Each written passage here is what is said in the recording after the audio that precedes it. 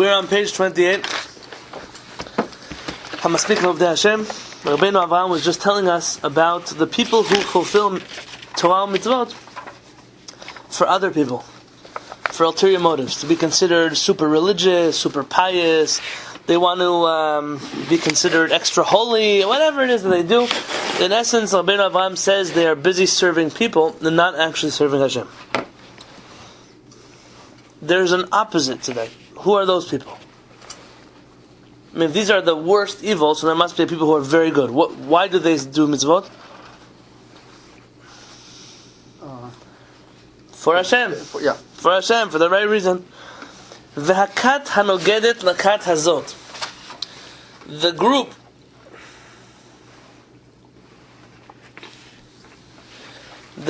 that is the exact opposite of this,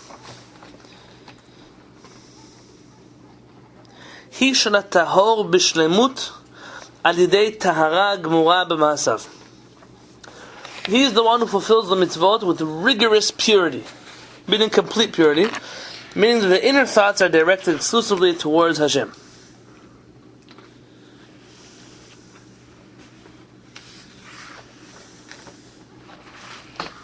Now, this is a famous teaching from the Moreh Nevuchim, from the Rambam himself, that it's not enough to do a mitzvah not for other people. That's bad enough. People who are religious to impress other people, or they do it in order to show off, for whatever reason. We're talking about a person who does a mitzvah, but they have no consciousness when they do a mitzvah. They don't think about anything. They don't have Hashem in their mind. The Moreh Nevuchim says it's just as useless. What's the point? So what are you doing a mitzvah for? A mitzvah with no thought, maybe it's better than a mitzvah with negative thought, but it's nowhere near a mitzvah with a positive thought. Uve'omri tahor, when I mention the word pure, says Rabbi Avraham, nitkavanti shetehe pnimiyuto b'kiyum hamitzvot mechuvenet la'Hashem mitale v'lo livnei adam. When I use the word pure, I mean that their inner thoughts are directed towards Hashem and not towards other people.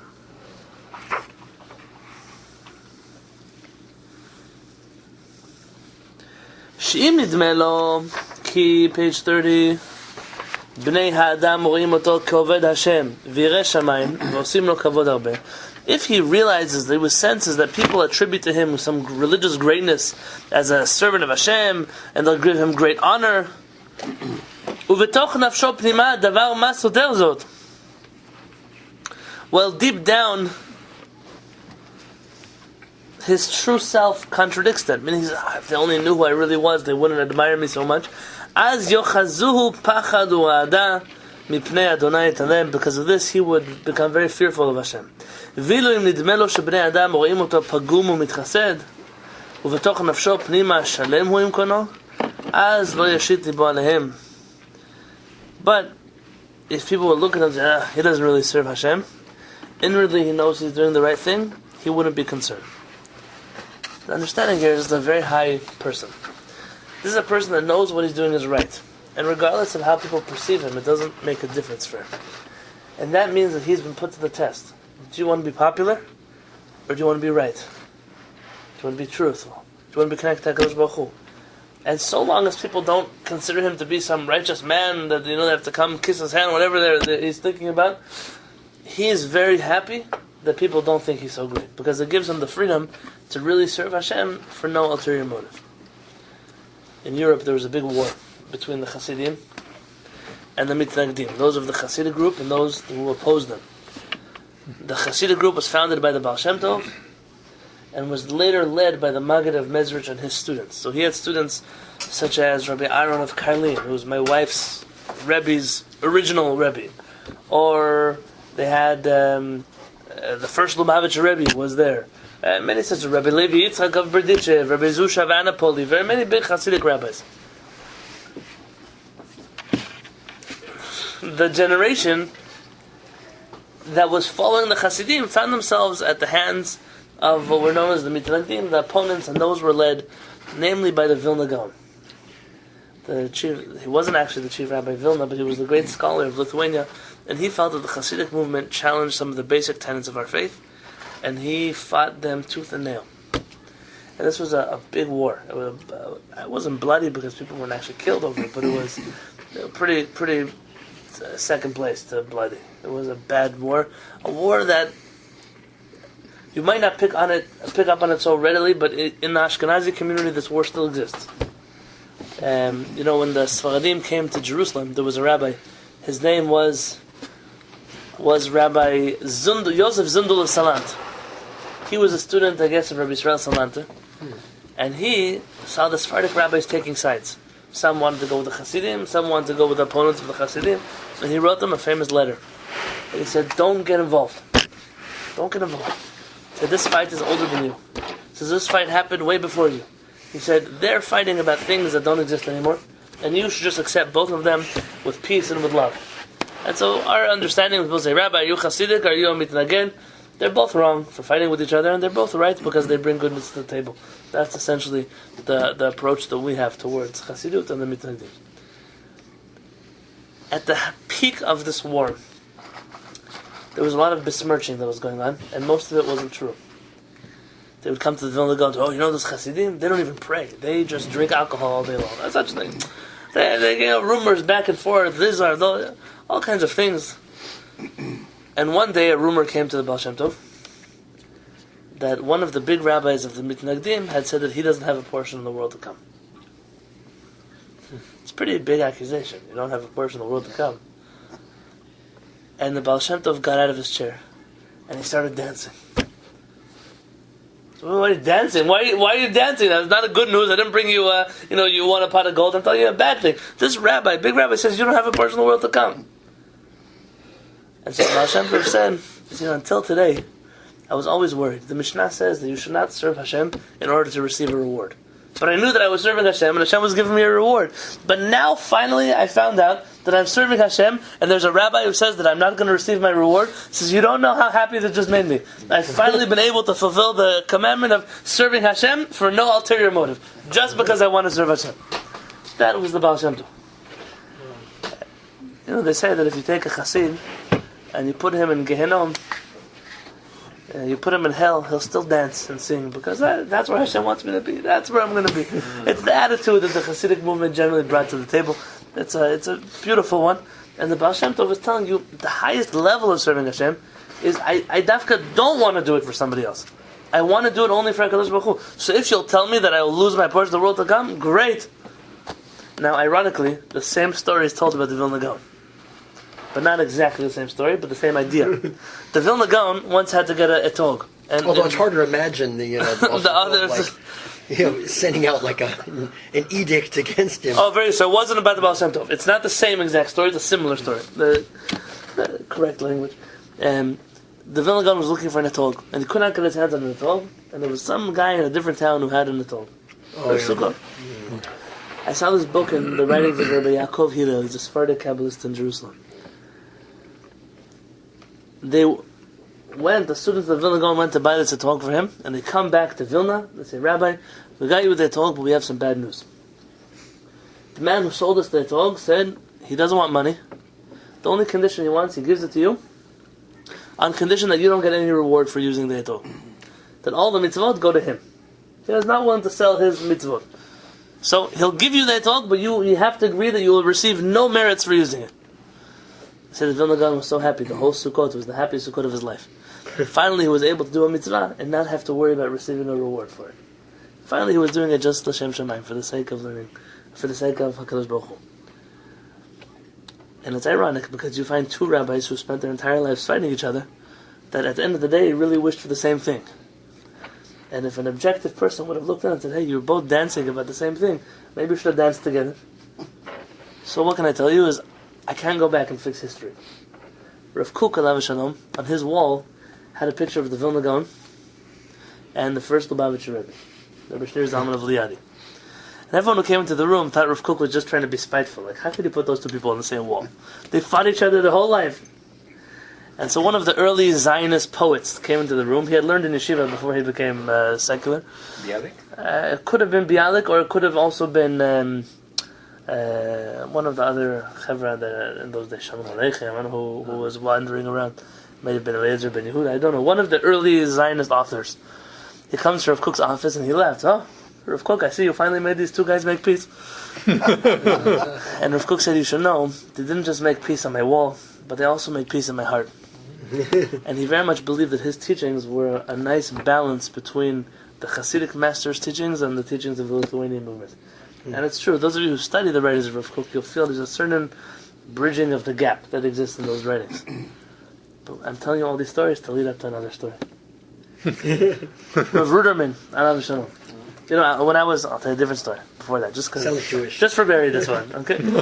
When I was with a Kehillat Rebbe, you should live and be well, in Yerushalayim, he was greeting yeshiva students.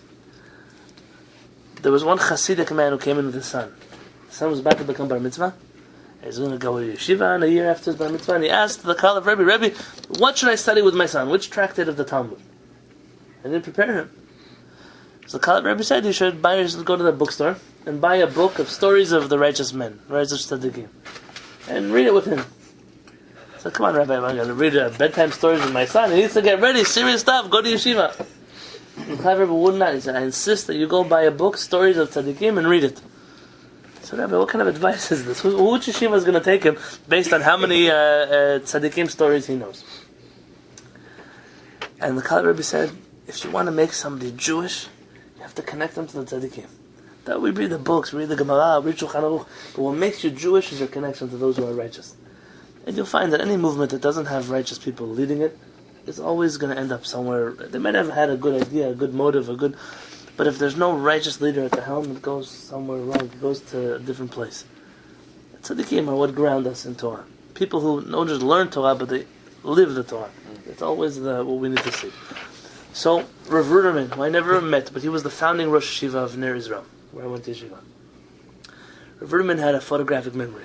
It was known to be he saw something once and he never had to look at it again. Chacham Ovadia was the same way. Chacham Ovadia was known that he would see books and he never had to open them up again. He just read them once and that was it. He knew page numbers, he knew paragraphs, he knew lines, sentences, the whole thing. Fantastic memory. Actually, I don't know if you know how Chacham Ovadia, when he was young, he wasn't really able to afford any books. Right. And there's a book written by Rav Lau, the chief rabbi. This is, I know it's a Jewish story, it has so many stories inside of one story. We didn't get to the real story yet. Like Chinese boxes. Still holding up. Rav Lau, in his book Al Tishlach Yedcha Lanav, it's an autobiography. They have it in English, Right. called Out of the Depths, Right. perhaps. Yeah, you know what I'm talking about. It's a beautiful book. Rav Lau wrote it about himself, his surviving of the Holocaust, about his family, the chief rabbis in Europe, and then becoming the chief rabbi of Israel, like how he came over to the shores of Israel as an immigrant, no family, nothing, and he built himself up until he became the chief rabbi of Israel. Rav Lau says that he was saving money for years to buy his own miniature set of Talmud. I can tell you, a miniature set of Talmud, a really nice one, you could buy it for $100. It's not so expensive. I mean, I'm not talking about a big set. Like they have all the Talmud in 6 volumes. Small print, small writing. Okay, imagine that in the 50s, 60s, it was maybe a little bit more. Make it $200. Okay, doubling the price. And he was saving money every day to buy these books, Finally, he had the right amount. And he went to the bookstore next to the yeshiva, called Torah in Jerusalem. And the man said, "Sorry, you don't have enough money to buy the whole set." And Rav Lau couldn't believe it. Like, he had saved up for years for the set. And he said, "Maybe I could buy the first volume. And when I have enough money, I'll come back and I'll buy the second volume. And then the third volume and the fourth volume." And Rav Lau said that the bookstore owner looked at him and said, "You know you remind me of? You remind me of this young guy, Ovadia. He comes here a lot. So you know what? Take the first book and come back and buy it." He said that's how he bought his first set of Talmud. And he said, "But who is this Ovadia?" He said, the library, this bookstore was maybe a third of the size of this room. Small little nook in the wall. And so Rav Ovadia would come in. He wasn't able to afford any of these books. He was a young married man. And the store owner said, "Listen, I can't let you stand in the store because you'll take up valuable room. But there's a ladder. If you stand on top of the ladder, you can read whatever books you want. Because that way you won't be taking up room on the floor." And that's what Rav Ovadia Customers spent. can walk in and out. Yeah, people can walk in. He spent most of his day on top of the ladder, reading books. And he told Rav Lau, the bookstore owner, he said, once Rav Ovadia reads one book, he scans the whole book, he never opens it up again. He goes to the next book. He read the whole book, the next one. When Chacham Ovadia passed away, his children counted. In his personal library, he had more than 40,000 books that he knew by heart. But he didn't own 40,000. He owned in his Right. personal library 40,000 How books. much space did that? It was the whole house. When I was in Rav Avadia's house, You were there? I was there. Megabyte. Rav Avadia's house. See, like this doorway where the clock is, he would make that space another bookshelf. Over the windows, there are bookcases. So there's nothing on the walls, just bookcases. Any place that you could fit books, there are books. Incredible. Some actually suggested that instead of his sons fighting over who owns the library, they should just make it into a public library for Torah scholars, because he has manuscripts that nobody else has. So why don't they just dedicate the Rav Avadia Yosef library for Torah scholars? Now people can go in and research. It seems like good ideas are lost on people that don't deserve them. But why am I telling you? Because Rav Ruderman had the same kind of photographic memory. The stories about Rav Ruderman are uncanny, the way he memorized things. And the famous story about him when he was in yeshiva in Slobodka. There was a rabbi who wrote a book, Rav Meir Simcha of Dvinsk. There's a book called the Or Sameach. The Or Sameach is like the commentary on the Rambam in the Lithuanian Jewish circles. I don't think he was Lithuanian though, but the book was very accepted in the Lithuanian world, in the yeshiva world. They didn't know that. It could be that I'm wrong, I don't know. I have not been to Dvinsk, so I can't tell you what it looked like over there. This book was being passed through yeshiva. So like a yeshiva would get a copy for 1 month, and they'd have to hand it off to the next yeshiva. They'd get a copy for 1 month. And so when it came to Slobodka, Rav Ruderman borrowed the book for one night. He didn't go to sleep the whole night. And he memorized the book. And when he came to Baltimore and became the Rosh Yeshiva, he used to quote the Or Sameach in almost all of his classes. And once someone asked him to look something up, I wasn't there, I don't know him. So he passed away. But he said he doesn't own a copy of the Or Sameach. And whatever he teaches in his classes from the Or Sameach is what he read when he was a young boy in yeshiva that night when he had the Or Sameach. That's just not fair. It's not fair. That's what I said. Yeah. In a way, it is like, what would we do with that ability? Like, it's not. I'll tell you what you do. People remember baseball cards. Yeah, they remember, I don't know, what kind of statistics of all kinds of sports Baseball players or statistics, how to do gambara. What do people remember? People waste their memory on all kinds of things. But the truth is, yeah, Baruch Memorize Hashem. all my medical books on no time for tourists. Yeah, very good. Baruch Hashem. So Rav Meir Simcha of Dvinsk was asked a question, and this will end our how I speak of the Hashem for today. Rav Meir Simcha of Dvinsk was asked a question. The question was by a very bothered yeshiva student. He said, "Rabbi, I'm having a very hard time. I love learning Torah." Hey, what's your hard time? What's the problem with that? He says, it says you're supposed to learn Torah Lishma. You're supposed to learn Torah for the sake of learning Torah.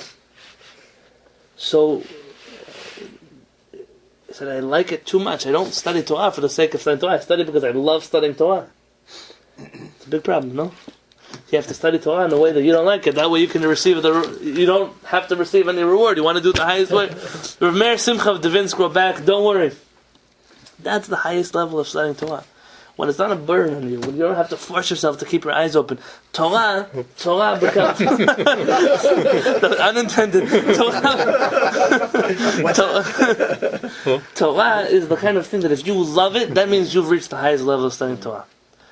There's a famous teaching, some actually attribute to Rav Meir Shapira of Lublin, some say the Vilna Gaon wrote it. If you know those two personalities, let's say, it can't be that both of them wrote it, so one of them had to write it. It says that when troubles happen to the Jewish people, Hashem goes up to his angels and he says, Chazu, Chazu, Banai Chavivai, look at my sons. Mishtachim mitzara dileim, Voskim mitchevat adili. Says they forget about their tzar, they forget about their suffering, they forget about their problems for a few minutes, and they deal with my Torah, with my joy, with my splendor. And this idea that we give Hashem a certain nachat. We say, listen, I have bills to pay. I've got places to be. I need a job I need to do. There's phone calls I have to call back. There's a wife or kids or whoever I need to be taken care of. He says, I just, a little bit in that craziness, I make time to study Torah. Because I enjoy studying Torah. It's something that we enjoy. And this is the greatest level of studying Torah. You don't have to be forced to do it, but it's something you want to do. Friday nights are my favorite day of the week. I don't have to do anything. I got to sit and just learn. My wife sits on the table and learn. Parents sometimes sit on the table. Friday nights. That's until past midnight. And then we learn a little bit till Baruch Hashem. But when it's quiet, you learn. That's why not a Friday night. You could do a different day of the week, a different night. Shabbat afternoon. It's an incredible time, Baruch Hashem, to be able to open up a book, to read something, to learn something. I can't take it away from a person that needs to rest. Shabbat was made to have time to rest. So if you need to rest, of course. But to find that time in your week where you have a little bit of just to enjoy studying Torah, something you really enjoy to do it. I once had a student who, he wanted to study a night set. I was giving him time for people to study Talmud, things like that. He said, I don't like studying Talmud. I can't sit here for 2 hours studying Talmud. I said, what do you like to study? He said, I love to study Kabbalah. This is like in the early days of my teaching in yeshiva. I was in charge of the programs. I could let him learn whatever. As long as I approved of it, he could study. I said, you need a study partner. You can't study it alone. He found another guy who didn't like studying Talmud. And they studied Rav Chaim Vital's Shaar Kedusha. Let me tell you, between you and me, there's something in there you're not supposed to understand, you won't understand it even if you read it 100 times. I disagree with a couple, that's too dangerous. It's true. If you understand what you're saying, and then you use it for the wrong thing, Kabbalah can be dangerous. But your average fool, none of these things even mean anything to him in the first place. And they had studied the whole year. They studied Rav Chaim Vital Shaar Kedusha. At the end of the year, they made a siyum, and they finished the book, and they made a party for all their friends. And I spoke at that siyum. It was an incredible thing for me. They had a chance to say, "Oh, we're going to skip. We're going to go to town. We're going to go to restaurants. We're going to bring our iPhones to whatever it would be." But they chose instead. They chose something out of the ordinary. It's out of the box. It's not something people normally study. It's not even something I would recommend for them to study. But they spent an entire year really delving into something deep. That's the highest level of studying Torah. Finding that which you connect to inside of the Torah. And that's what Rabbi Abba means when he talks about the purity of actions. To reach a level where you serve Hashem, not because of what other people will say, but because of what you want, HaKadosh Baruch Hu. You want a connection with HaKadosh Baruch Hu. Hashem will continue this in next class.